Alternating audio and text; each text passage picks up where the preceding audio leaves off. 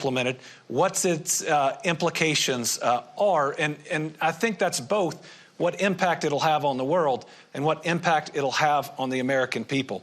Because I think we'll talk about this more, but my belief, and we probably have slightly different ones, on why President Trump is president again, is that last group of movable voters had a gut check. And they believed that President Trump would make it a little easier to pay the bills at the end of the month. So do these policies raise prices, lower prices? I think that's a lot of what to watch as we move forward. Talking about what to watch, what is your expectation, of the possibility of tariffs and whether they are a negotiating tool or something else? I think certainly the president, look, I think one of the really important things to look at is this isn't his first time. He's now coming in having been president before, and he knows some of the tools that he has in his toolbox that he was able to use successfully. And we saw a really strong economy under President Donald Trump. We saw relationships across the globe, in many cases, strengthen. Even if they didn't always like the way he said it and the way he went about it, it's hard to argue that his policies weren't effective and didn't make our country stronger. And so I think it's one of those things that he will use as a tool in his toolbox, and something that he can use in leverage in negotiations. At the end of the day, he is the ultimate deal maker. And I think that it is something that he will use as he's going about trying to make sure America comes out as... Are you in the same camp? The only reason I mention this is there's another view, which is that it has to be a toll booth. And that there's a toll booth because when it comes to the budget and the deficit in the United States, that this may be a tool not just to negotiate with other countries, but a tool to collect revenue. Well, and parts of the administration just said that publicly. I think that when you look at this, these threatened tariffs aren't about trade imbalance. They're about leverage. Why? Because President Trump has been very clear that they're about leverage. But the impacts could go right to the reasons that he was elected, and could have some significant impact on that very quickly. So there's a threat of a 25% tariff on Canada. Well, that'll raise gas prices. There's a threat of a 25% tariff on Mexico.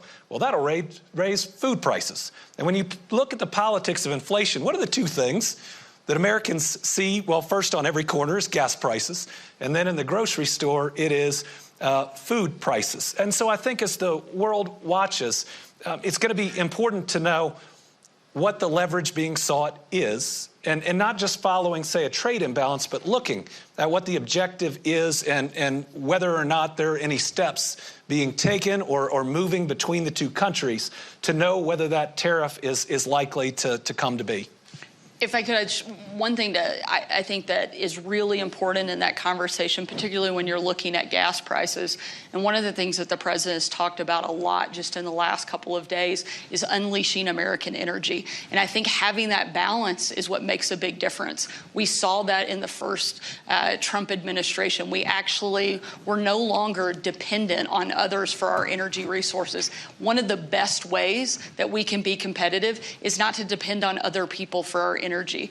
One of my dad, and knowing that we probably steal a lot of good material from our parents, having watched them grow up in this business, one of the most important phrases I think my dad said is, a country cannot be free if they cannot feed themselves, fuel themselves, and fight for themselves. And that's something that I think Donald Trump fundamentally understands, is that America cannot truly be free. We cannot truly be sovereign if we do not have the ability to fuel our own country, if we don't have our own energy, if we don't have the ability to feed ourselves and we're dependent on someone else, and if we are relying on others to fight our battles for us. This is a president who understands it, and I think it's one of the biggest reasons that he's president today, because people are looking for that. I have one more related question for you, and then I want to get deep into the issue of states, and both of your states specifically. But given your relationship with President Trump, I think you can speak to this. There's so many business leaders here in this room who are watching us here today and online and elsewhere. This time feels different in that he is now surrounded by business executives, many from Silicon Valley. I'm thinking of Elon Musk, but you could look at that inauguration and some of them had better seats than his own cabinet members. what is going on? What should we think of that influence? What does that mean? And how is it fundamentally different than the first time around when a lot of those same people did not attend those things? Are they there because they want to be there? Are they there because they feel like they have to be there? Be honest. Tell us what you really think. We probably have very different answers. That's why I'm curious. But certainly, I think there is a much greater optimism that exists this time around than it did in 2016. And being one of the first people to go into the White House right after the president took the oath of office, fast forward 8 years, being in D.C. just a couple days ago for the inauguration, there is a very different feel. There is a sense of excitement that wasn't as widespread as what you're seeing right now. You also have to look at the numbers. Donald Trump won by a historic margin and a big mandate to come into office. A Republican hasn't done that in decades. And so now it's not just that he's coming in with excitement, but he's coming in, frankly, with a lot of political capital. And this is a guy who's not afraid to spend it. You're seeing him move at a pace that is unprecedented. And I think it's in large part because of that level of engagement that you're seeing from a lot of people who weren't at the table the first time around. I just want to push back on one thing. I don't disagree that there are people who are very excited about it. I think this idea of this wide margin is a different question. Yes, on a per-state basis, but in terms of electoral votes, but in terms of actual the population, much narrower, which I think raises this larger question of just how polarized the U.S. really is. Yeah, and I know we don't have too many fact checks anymore, but I think basic math, when you look at the election, shows that, yes, he won. And yes, there's energy there, but I think a historic margin just isn't in the math. Here's what I see. I see a campaign run by Donald Trump, probably pretty smartly, attacking big tech, attacking in many ways, certainly attacking Facebook or Meta and so many others. And now you see all those executives, sitting in those really good seats, which is really interesting from the company perspective. But it's also really interesting from the candidate and now the president perspective. And I think that it's just one example of how the day-to-day may change significantly and how we'll all have to be watching. Okay, so here's the question about the day-to-day and the polarization. That's where I wanted to go with this, because both of you are here selling the United States, but really selling your states. And there's a lot, and I want you to talk about what those selling points are in a moment. But there's a question about consistency, which is if the United States is going to be as polarized as it is at a federal level, if every 2 years or every 4 years things may be flip-flopping back and forth and policies fundamentally change. By the way, you're dealing with it, or you may deal with it soon, around EVs in your state, for example.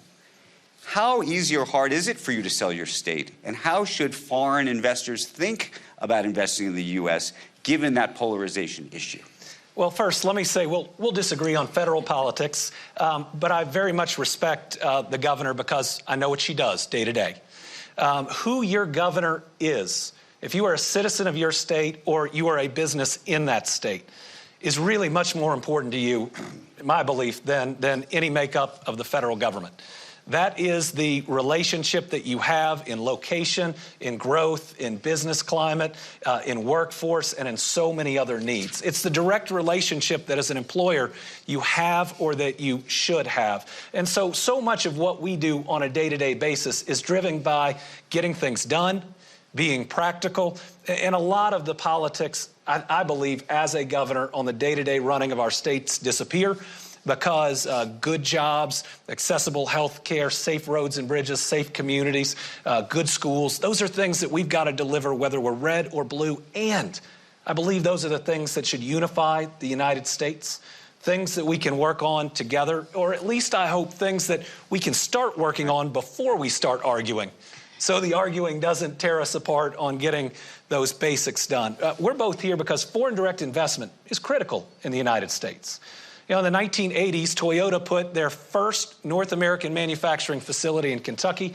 It is still the largest manufacturing facility worldwide. That changed everything in Kentucky. It was one of those investments that changes the next 30 years. I was blessed to have one of those when Ford and SK invested $5.8 billion to build 2 incredibly large battery plants.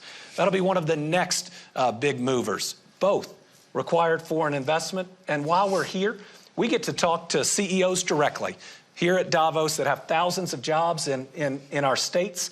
I've talked to CEOs that are from 3 different continents that I can talk to in one place. So for us, being here is good business. There are going to be lots of other reasons to come, but the chance in a short period of time to communicate with, to continue the trust with, to find out the different concerns, to hopefully announce some expansions, that is a real value for governors to be in the room with business. But Governor, let me just push back on this point, which is, and the reason I mentioned the EVs, one of the things that Trump did very early on, just in his executive orders, to put a freeze on unspent money for charging stations. You've embraced the EV industry in a major way. The Biden administration was a big proponent of EVs. You were a beneficiary of that, and I imagine, that foreign companies, foreign automakers thought, this is what I'm going to be doing, and now the policy is going to change. And so how you think about that as you sell your state, knowing that there's this federal overlay that may be shifting. And the question is, do we think that over time it's going to start shifting all the time? The federal overlay may be shifting, but the private sector and its direction is not. Now, EVs were picking up steam before the Biden administration, and they're going to continue after the Biden administration. The speed may be different. The government dollars coming in may be different. A lot of people have tried to fight the future. Nobody's ever won.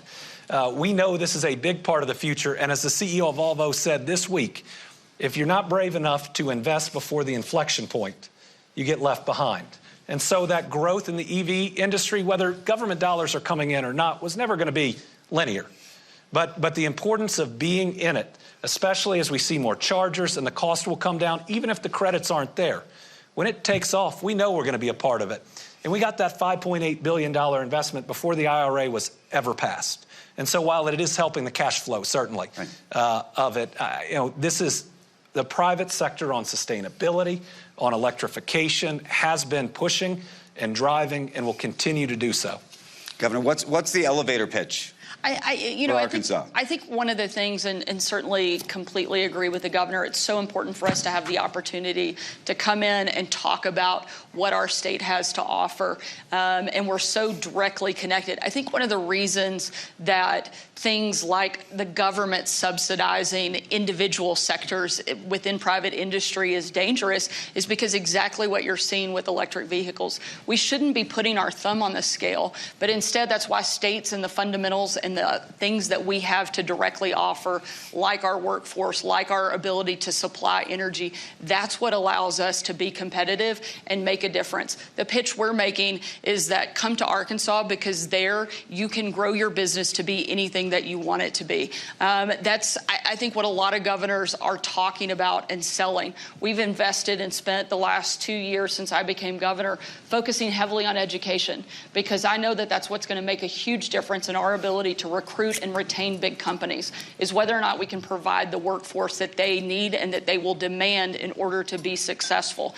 And we didn't just tinker with the system. Frankly, Arkansas continually ranks at the bottom when it comes to education. We've always been 48th, 49th, all the places that you don't want to be. That's where we found ourselves. And so we didn't just make a little bit of an adjustment. We put in transformational change so that we're now competing at the top. Arkansas is now #1 when adjusted for cost of living for teacher pay anywhere in the country. So we invested heavily in public education. At the same time, I'm a mom. I have 3 kids. And just within my own home, I know that not all 3 of my kids learn the same. So I know that all the kids within my state aren't going to learn the same. And a parent should have the ability to choose where and how their kid can best be educated. Arkansas also is opening up universal school choice that will start this year. We've invested significantly in literacy programs that will take Arkansas from the bottom to hopefully moving up into the top sector, because those are places that I know that if we invest in the fundamentals, that will be what makes the determination of whether or not a company can thrive in our state. The other thing I love to say is we're home to Fortune #1. A lot of people love to brag about their companies. A place like Arkansas, you can go from being a 5 and dime store to being the biggest Walmart, in case you didn't know. Arkansas is home to Walmart, the biggest company on the face of the planet. And so if that can happen there, then any company can come there, grow, and thrive. And when we're talking about Kentucky, we're on the biggest, best economic development win streak in our lifetime. We've broken every record for private sector investment, new jobs, wages, exports, tourism, so come see us. But when you look at our trajectory, it's incredible. We're not the same Kentucky we were 5 or 10 years ago. And so we've even launched an initiative called Our New Kentucky Home, one where we leave the stereotypes of the past in the past. We embrace this new, exciting economy that we have, and we take everything we love about our home and we invite you to join. It's a place that so many companies that are locating their first U.S. facility choose. It's a place where many companies that have a North American headquarters choose. We're in a great logistics area. You can reach 60% of the U.S. population in a one-day drive. We're #1 in air cargo by the ton between UPS Worldport and Northern Kentucky International Airport. They call it the Cincinnati Airport. It's on our side of the river. But that is DHL's North American headquarters in Kentucky. So we embrace foreign direct investment. We embrace expansions of what we already have. And when you come to Kentucky, it is long-term. We want you to be successful. We want you to grow. And it looks like last year were the highest profits our Kentucky-based businesses have ever seen. And we think that's a good thing, because if you're really profitable in Kentucky, you're going to expand. You're going to hire more people, and you're going to create a better life for the Kentuckians that have been elected to serve.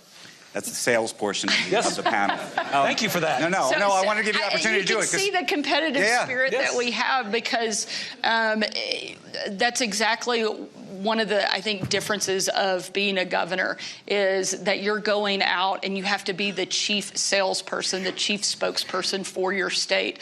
But one of the things I think that you'll see that is common between the two is a lot of people are fleeing the coast and coming to the heartland. They're looking for a lot of that relationship-driven effort that you're going to see displayed. And one of the things that we're constantly talking about, and why events like this are important, because it allows us to talk directly and one-on-one with companies that we're hoping. What's going on with labor in both of your states? And the reason I ask, right-to-work states, you're a right-to-work state. We're a right-to-work state.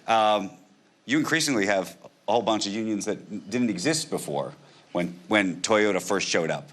How does that change the dynamic? Well, I think you're going to hear some differences here. I'm a pro-union governor. I believe that when businesses and unions will have good dialogue, really good things can happen. I've seen a big transformation over the last several years. We are a right-to-work state much more recently than Arkansas, but certainly the construction of these amazing facilities, Ford and SK's 2 battery plants will be what I believe are the 2 largest in the United States, and they are pretty close to the size of anything in the world. I can't do the kilometers, but one of them is 0.9 miles from one end to another. It's really amazing. I've seen businesses that have never used union labor before use them, especially in some of these instances, and pledge to use them moving forward. But it is about establishing that good working relationship, the open dialogue. And I know it's not easy, but when it works, I believe the workforce, whether it's on the construction side, can be steady. You can bring people from all over the United States, and that there is a real opportunity there. In Kentucky, we've seen our union workforce grow each of the last 2 years. And I think we're going to see it for a. How much pushback do you get on the union piece? I mean, I assume there are companies that come to you and they look at the state and they say, you know what, maybe I got to think about a state that doesn't have a union. I haven't had a company bring up right to work and locating in Kentucky. Now, it is the law there, and that could be a part of it. But I think that what you see are some companies. We have automakers, some of which are not unionized in Toyota. They pay good wages, good benefits, and then you have Ford, which pays good wages and good benefits. Ford has embraced for much of their history their labor union. They believe that it helps recruit and train their workers. Toyota has a different approach, but they coexist in the same state. We're a right-to-work state, extremely proud to be in that position. I think that one of the reasons that Arkansas is the #1 state in the country for economic growth is because of that. One of the #1 state in the country that people are moving into in the last year was Arkansas. You hear a lot about other places, but I think that is one of the big drivers for companies that are coming in, not just coming, but staying, investing, and making long-term commitments to our state. And we're proud of that fact, and we'll continue to lean into being a right-to-work state. I'm curious about what you think about what some people are describing here in Davos as a vibe shift around the topic of ESG. That's the word of the last 3 years. Vibes, right? Vibes. No, but a vibe shift, because I would say here in Davos, and I know you said this is your first time Yes. here. The topic of ESG and companies that were pursuing efforts in that realm was topic A here every single year, and it feels like that is shifting in the United States, in part because of this election. And I'm curious how you think that's going to impact states and how they react to all of this. I think you've seen a huge shift away from that, from corporations, not just in the U.S., but everywhere. And I certainly think that is reflected here. At the end of the day, people want to know, can you deliver? Can you deliver on the products that you promise? Are you going to be able to perform at the level that they expect? Not whether or not you're checking some arbitrary boxes. And so I think it is a huge shift that we've seen over the course of the last several years. I think it's one of the reasons Donald Trump is president, because he wasn't afraid to call those things out. He wasn't afraid to go against some of the political correctness and do what he felt was right. So what's going to happen in your state? For example, I mean, DEI is something, on a federal level, it's just an executive order to get rid of it. Well, two very different things. But relates to the... I've always believed that the private sector is private. And if you believe it helps your business to have a diverse workforce, and you want to put in policies that help attract that diverse workforce, well, again, you're part of the private sector. If you believe it helps you, then the state that you're working with should support you. I believe that sustainability was being driven by the private sector before the Biden administration. It may have had a bump during it, but it's continuing after. Every Kentucky employer that I've met with here has talked to me about sustainability, has said it is still one of their goals. Why? Because their downstream customer demands it, because their ultimate parent company demands it. And for me, if you're a Kentucky business, I'm not ideological about it. I'm trying to meet your needs so that you will stay and grow in Kentucky. If you're a new business and you say, we want to bring 400 jobs to Kentucky, but we need our energy portfolio to look like this. Well, if you think about it almost in terms of business, if you're a state trying to attract it, it's your job to go out and make sure your energy portfolio can meet those demands. Sustainability is going to be a part of the future. It's going to be demanded by most companies that are going to locate in different places. And I want people to know that Kentucky's not going to get caught up in national debates about it. But if it's a need you have as a business, we're going to meet it for you. If I could just add one thing, I do agree that I think one of the important distinctions is the private sector should be private. That's one of the big problems, is that it wasn't. It was being mandated by the government, and that's where I think that the conflict lies. It is absolutely great if it's driven by the private sector, but the problem comes when it's the government dictating the rules and picking winners and losers. And I think that's where there's a discrepancy and probably a difference in... But we've now seen these organizations that have been created to go after corporations that have quote-unquote woke policies. Right? Your policies are your policies if you're the private sector. We can have different opinions on it, but if you believe that it's going to help you to, again, have a diverse workforce, if you want to push different equity measures within your business, that's your business.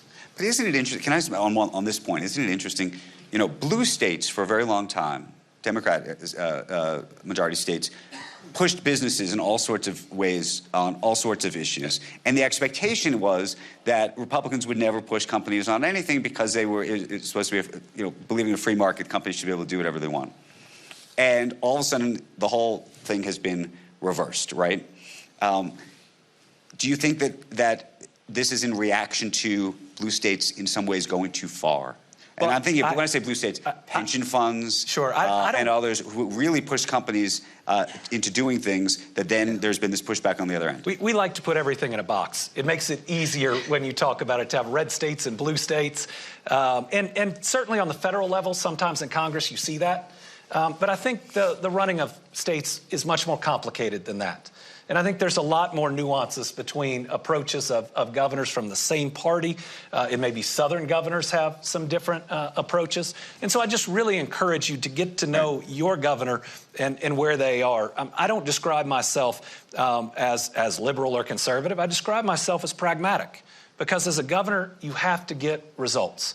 Right? We need more and better jobs for our people. We need more accessible and affordable health care for our people. We need good, safe roads for our businesses and for our people. We both want our communities to be as safe for our people. And so when you look at those day-to-day, and I think non-political results that we have to secure, even if we go about it differently, it just it doesn't break down the same way. We're going to run out of time, but I just want to, on a practical level, and Governor Sanders, you didn't sell this, which I thought you were going to, because it's actually the reason I would move to Arkansas, which is she has started a pilot program to address phone use in schools and to effectively keep phones out of schools throughout the day. Just tell us what's going on with that, because I know you did a panel yesterday with Jonathan Haidt, but I'm fascinated by that, and I think that may be reason enough to live there for my children. Well, great. We're glad to hear that you're moving to Arkansas. If you take nothing away, I hope everybody heard that you're relocating. Look, as a parent, and I'm sure you're experiencing this as well with teenage kids, one of the biggest points of contention that we have at our house every single night is over phones and social media and connectivity. One of the things that we have seen that no one is immune to, Republican, Democrat, U.S. or Europe, is the mental health crisis that is plaguing young people in every single community. And one of the things that we know is that is directly contributing to that is the constant overuse and accessibility of smartphones and social media. And I think one of the things that we have to talk about and certainly bring a lot more awareness to is what we're seeing in the trends lines. Anxiety, depression, suicide rates are skyrocketing. Not a good thing. And we know that a lot of that is driven in part by that constant accessibility. And so looking for ways that we can help kids take some of that pressure away, also focus more in the classroom, and take away some of those distractions has been very successful in our state. We started a pilot program where we asked schools to voluntarily participate in going phone-free. Within the first 6 weeks, 75% of the school districts in our state voluntarily chose to participate. Within the first couple of months, we were tracking progress, because I think proof of concept and data is really important. We saw a 51% decrease in the number of students that had drug use in the schools that went phone-free, 57% drop in verbal and physical altercations and problems in the classroom where they went phone-free. So we're seeing the positive impacts, and we know that the negative impacts are there. And so I think it's a really important topic that we can't ignore and that states can take on a bigger role to address. We're out of time, folks, and President Trump is going to be speaking very shortly. I know you want to go see that. If he does not succeed in ending TikTok, she might. So we want to thank both governors for a great conversation. Thank you very, very much. Thank you. Thank you. Best first name in the business. Best first name in the business. Thank you.